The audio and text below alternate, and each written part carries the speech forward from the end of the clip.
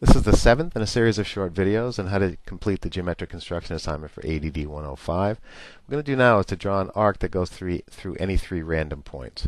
To begin with, and I've changed the format for points now. So if you go to the Format pull-down, Point Style, I've used a point style with that little X. I'm just going to randomly place 3 points. Put one here, and one here. What I want to do is to draw a circle or an arc that starts here, goes through that one, and goes to there. Now, AutoCAD has several options that will allow you to do that. The arc command itself can be drawn through 3 points.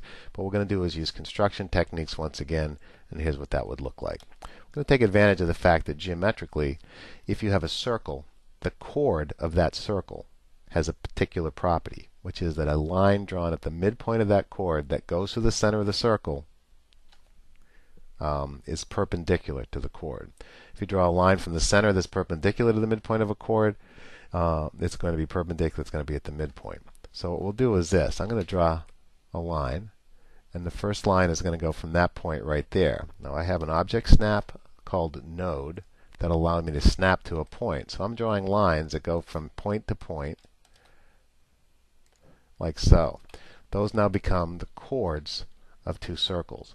Now what I'm going to do is to draw a line that goes through the midpoint of each of those chords and is perpendicular to them.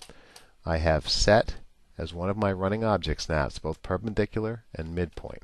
So now if I draw a line, I acquire the midpoint and come off like so, I can now draw a line that is perpendicular to the midpoint of that one. Do the same thing over here. Okay, perpendicular. I'm just going to go down to here. Goes like that. What does that give me? That gives me a circle whose center is right there that goes right through all 3 points. Has to, because those two lines create a chord, and if the perpendicular bisector of the chord has the center on it, draw 2 of them where they cross has to be the center of the circle. Now I can take that, place it on the object layer, use those 2 lines right there as my trim lines, clean that back, and now what I have is a circle drawn through 3 points.